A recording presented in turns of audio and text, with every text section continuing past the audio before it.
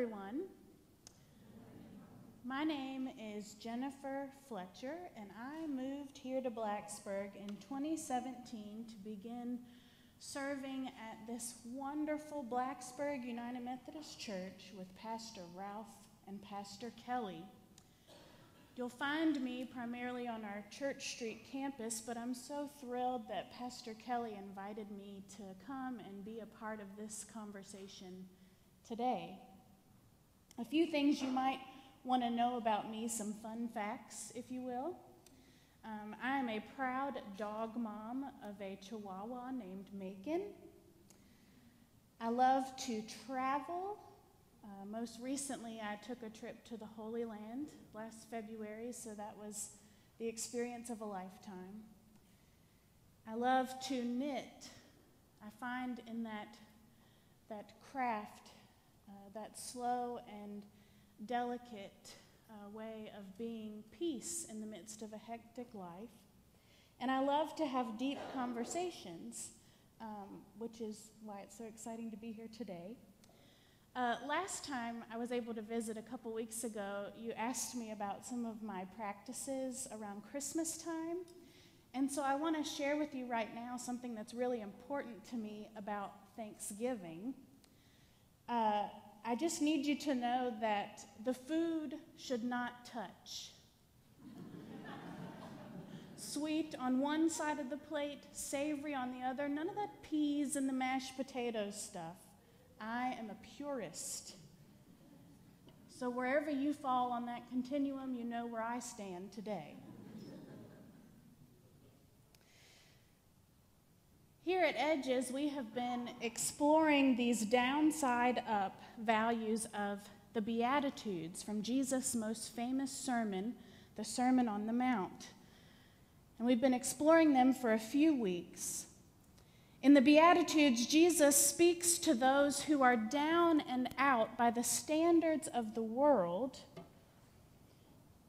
those who are poor in spirit, those who mourn, the meek, those who hunger and thirst, and promises them the treasures of heaven. This week we will be looking at these words of Jesus. Blessed are the merciful, for they will receive mercy. Blessed are the pure in heart, for they will see God. As we have been thinking about how we typically define blessing, I wonder if these words of Jesus offer us a different perspective on what it means to be blessed. Perhaps you have heard of the musical Les Miserables, based on the book by Victor Hugo. In this musical, there's a striking illustration of mercy. Jean Valjean is released from prison after 19 years. His crime, stealing a loaf of bread. Cold and hungry, he wanders to the home of a kind bishop. The bishop welcomes him with a meal and a warm place to sleep. In return, Valjean wakes in the night, steals all of the valuable silver from the home, and escapes. The next day, the police bring him back to the bishop in chains, telling him that Valjean claimed the silver was a gift. Is this true? And the bishop, who has every right to speak a word that would send him back to prison, instead chooses the way of compassion, the way of mercy. He reaches over to the dining room table and takes the silver candlesticks that remained. He hands them to Valjean and says, "You forgot. I gave these also. Would you leave the best behind?"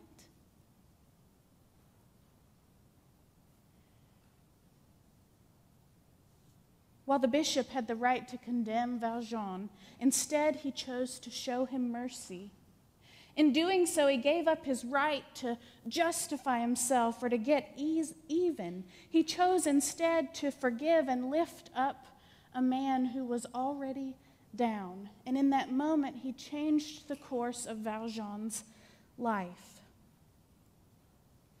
So one way we can think about what it means to be merciful is to think of mercy as, or a merciful heart as being one that is forgiving.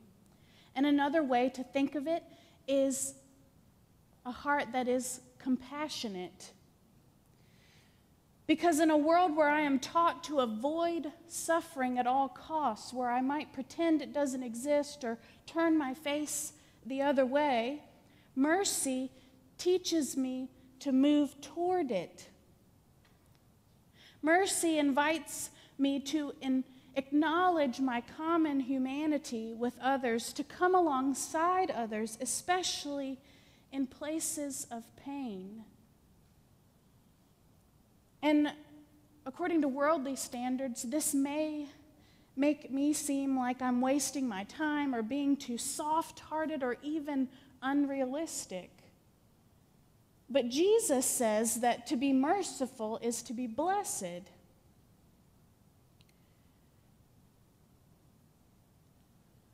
I completed my Master's of Divinity at Duke Divinity School. And in Durham, the shopping center where I would run my errands on a weekly basis was off of Route 15501.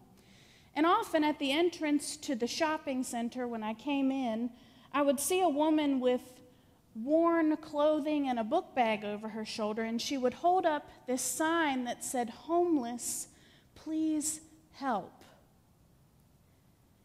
And at first when I saw it, I felt this twinge of compassion, but I quickly over time shoved it down.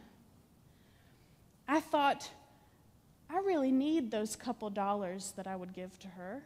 I'm a student after all. What difference would that money make? It wouldn't change anything for her. Someone else will help, I told myself.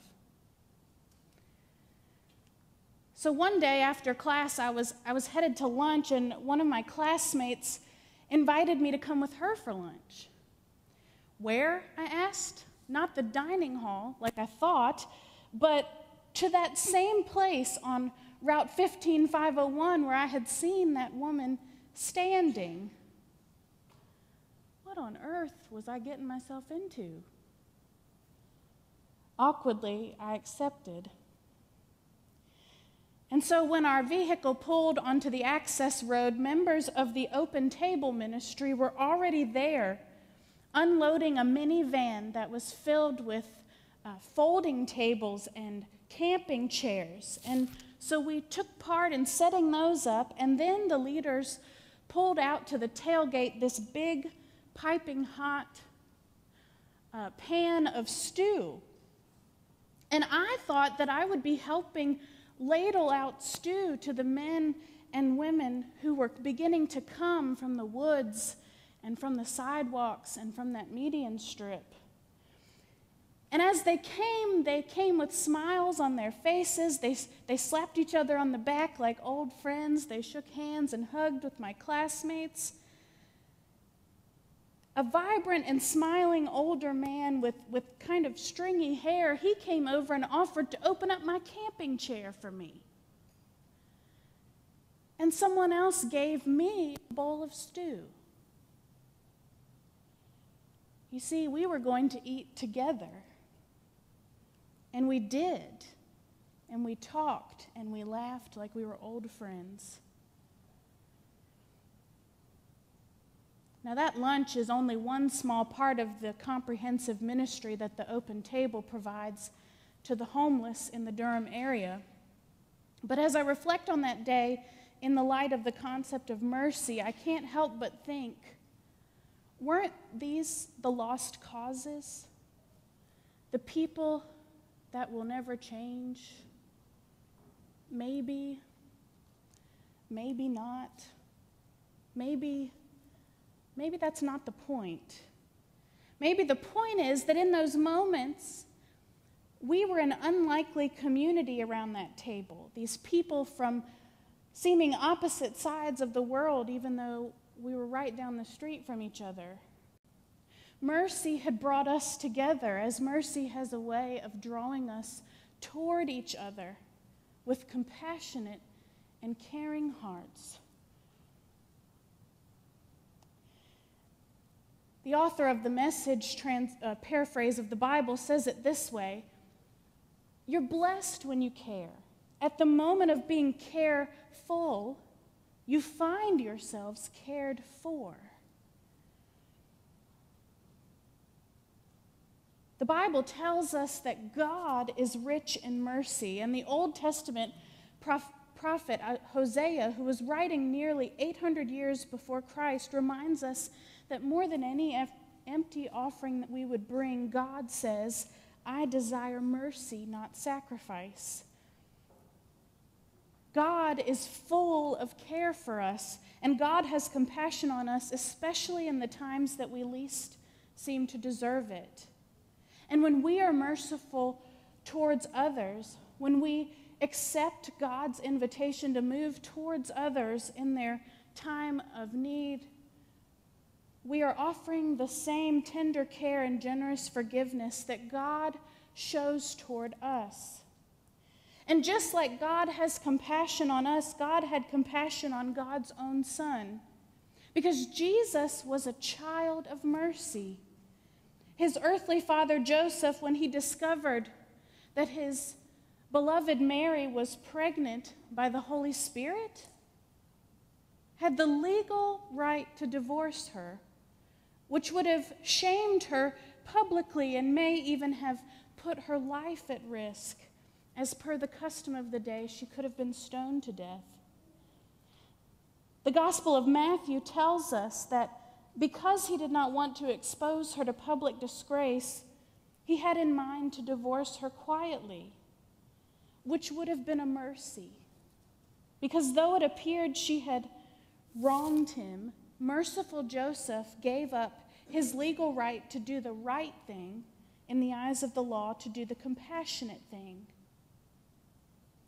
And soon an angel would visit Joseph in a dream and reveal to him God's plan for Mary and the baby. His private act of compassion, we would see, was a blessing to Mary, to Christ, and ultimately to all the world, and to us today. Mercy has a ripple effect of blessing that can truly change the world.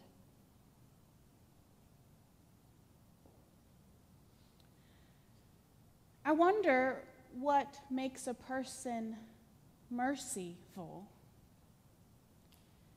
James Howell, pastor of Myers Park UMC in Charlotte, North Carolina, writes in his book, The Beatitudes for Today,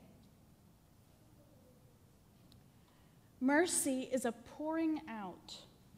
Mercy is when I unscrew the lid on what is precious to me and I pour it out on you.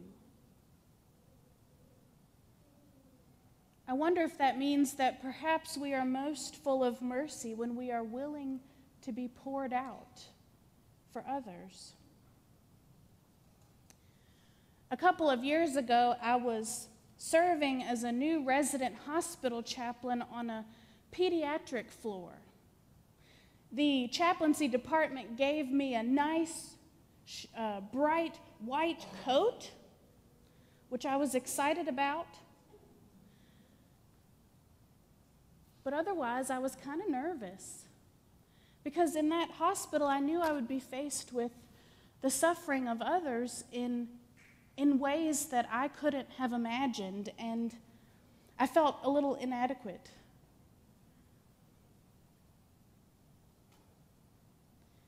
One day, I went into the room of a young boy who was about 11 or 12 years old, and he was hospitalized again for a painful flare of sickle cell anemia, an illness he would live with for the rest of his life. And when I entered the room, I saw something I did not expect to see in a hospital. A Wii. There was a video game console in his room.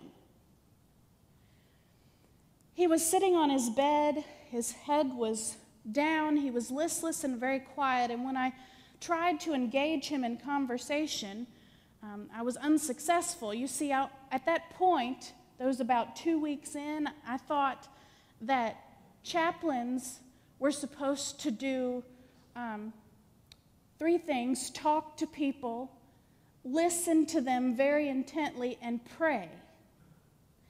And none of these things seemed to be working. And so to break the awkwardness, it seemed, he looked up at me and he said, "Will you play with me?"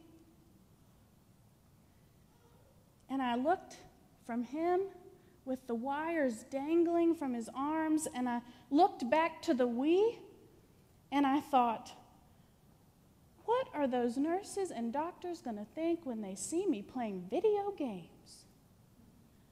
And then I thought, I have about 5 more people to see today. Do I have time for this? But I took a minute, and reluctantly I looked into his eyes and I said, "Okay, I'll be back in an hour."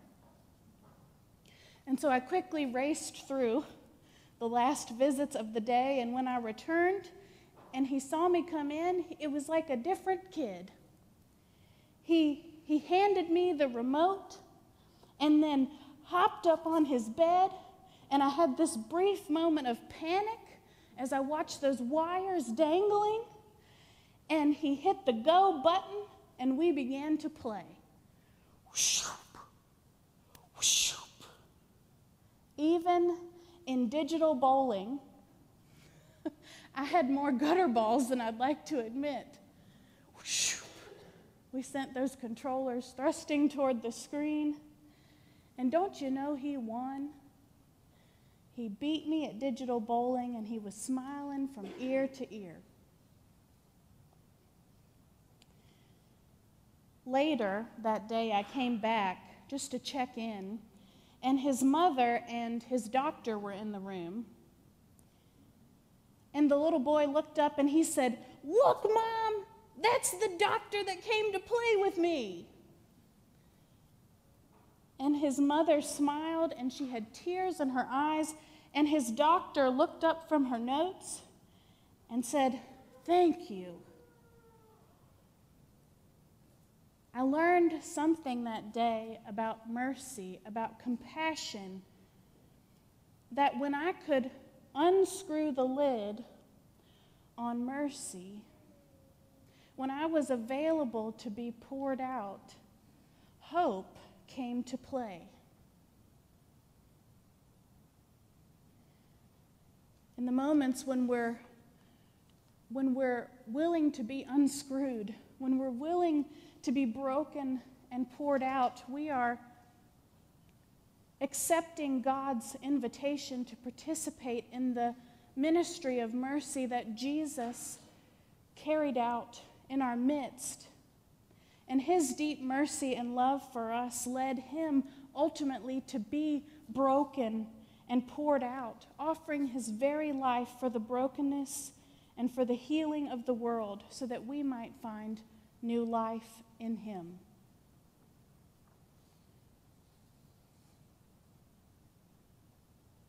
I have a little show and tell for you today. In my desk drawer at Church Street, I have this bottle of lotion, and I can tell you I purchased it for 2 reasons. One, because it was on deep discount at TJ Maxx. Can you see the discount sticker? And 2, because it has simple ingredients.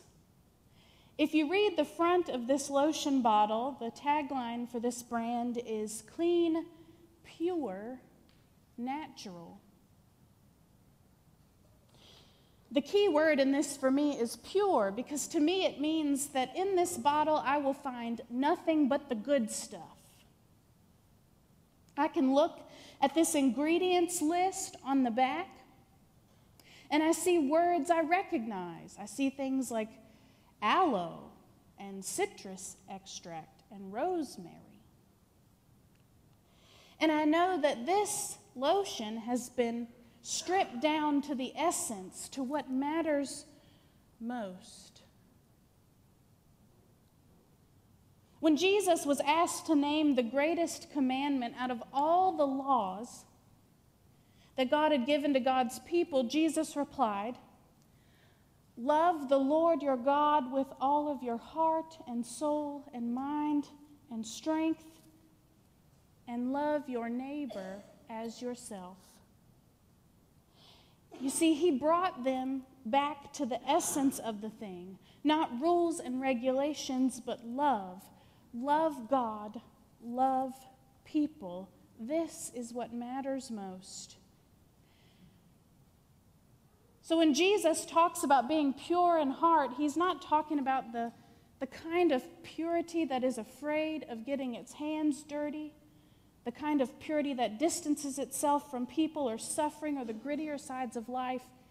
He's not talking about the kind of purity that insists that I must get everything right and never make a mistake. Jesus says, you're blessed when you get your inside world, your mind and your heart put right. Then you can see God in the outside world. He's talking about the essence of the thing. He's talking about where our hearts beat in sync with God's. And these stirrings of our hearts toward love, peace, righteousness, and mercy are evidence of the heart of God, but we can be so easily distracted, pulled in many directions. And so it's important to remember that it can be hard to see those things unless we remain close to the one who is both the source and the answer to our longing. And so then it becomes a matter of focus. Purity becomes a matter of focus. Growing up, I was an avid softball player. And I didn't start out very good. I mean, I didn't run the wrong way on the bases or anything, but I was basically terrible. I warmed the bench for a long time.